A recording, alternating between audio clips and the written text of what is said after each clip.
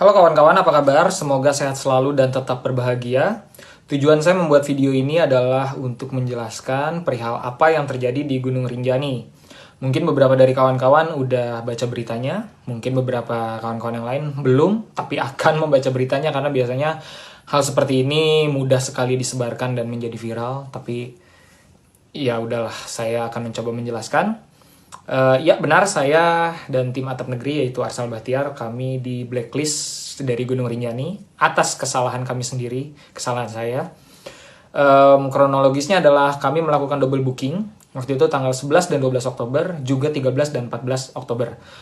Karena sejauh ini Rinjani itu cuma boleh mendaki 2 hari 1 malam, dan kuota pendakian itu cuma boleh 45 orang apa ya kalau nggak salah. Pokoknya di bawah 100 orang. Nah, karena waktu itu Arsal Bahtiar mendadak, dia ada kerjaan di Labuan Bajo, dan waktu itu saya takutkan dia nggak bisa pulang. Nggak bisa pulang sesuai tanggal yang sudah kami tentukan untuk berangkat ke Rinjani. Akhirnya saya melakukan double booking dan menyerahkan pembukingan tersebut kepada keluarga porter yang ada di Sembalun, atau kawan-kawan porter yang ada di sana. Nah, setelah itu ternyata Arsal Bahtiar ini bisa berangkat ke Lombok seperti waktu yang awal, jadi 11-12. Akhirnya, waktu pendakiannya 11-12. Akhirnya kami berangkat ke Lombok tanggal 10 Oktober. Dan ketika kami mendaki, seperti yang mungkin beberapa dari kawan-kawan udah nonton di video Atap Negeri, kami terjebak angin kencang. Akhirnya saya cuma punya 3 pilihan, memaksakan lanjut untuk muncak, turun, atau stay. Kalau kami memaksakan lanjut, saya nggak siap dengan resikonya karena anginnya sangat kencang dan saya takut terjadi apa-apa sama tim.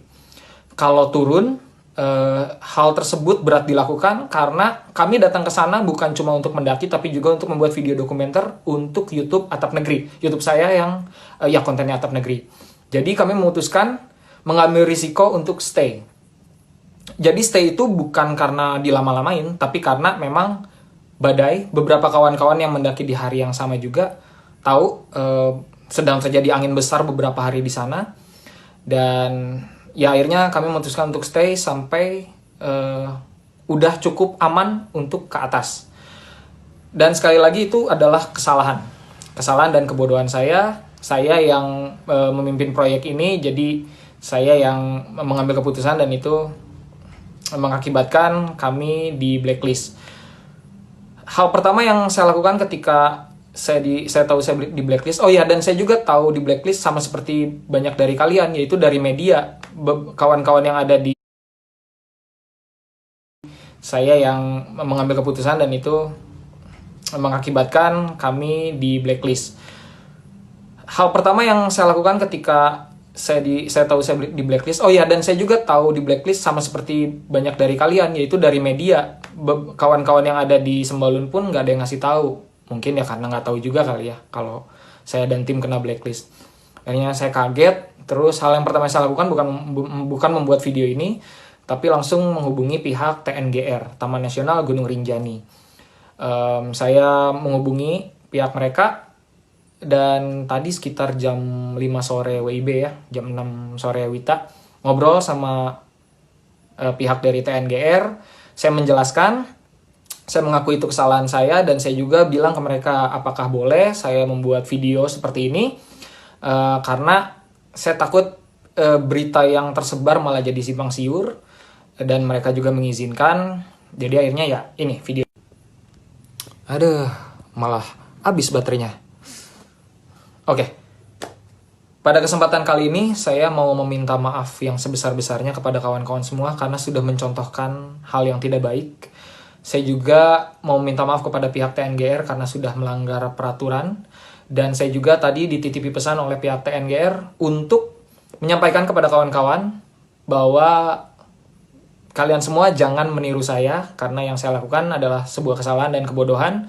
Jadi sejauh ini cuma diperbolehkan 2 hari dan 1 malam di atas Gunung Rinjani. Taatilah, jangan sampai bernasib sama seperti saya.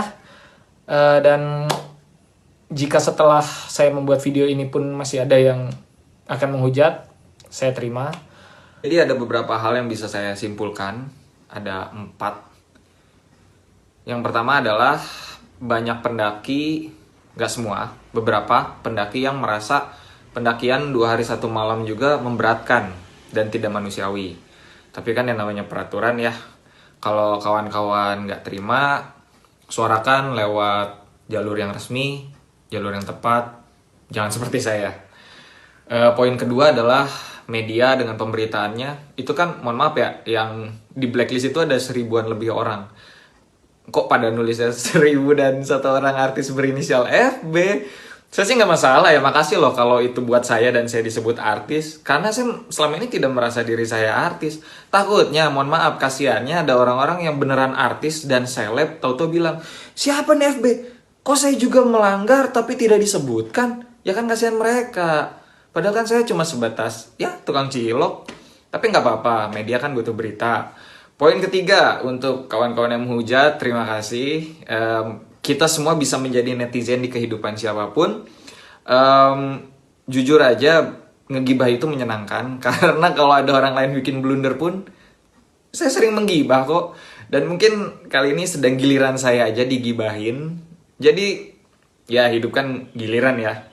Kadang kita ngegibahin, kadang kita digibahin. Ya wis lah, terima kasih loh udah perhatian sama saya. Dan poin keempat yang paling penting, video dokumenter pendakian Rinjani kan belum beres nih, masih ada part 3. Menurut kawan-kawan semua, apakah perlu saya naikkan atau tidak? Karena jujur aja, ya siapa yang mau ya di blacklist. Tapi bagi saya video terakhir ini sepadan lah. Maksudnya ada harunya, ada dilemanya juga, dan ya saya masih galau nih, apakah harus diupload atau enggak. Mungkin kawan-kawan bisa tulis di kolom komentar. Tetap menjadi pendaki yang ceria, tetap menjadi pendaki yang bertanggung jawab, belajar dari kesalahan, karena kita semua manusia. Oke ya, terima kasih banyak. Cup-cup muah.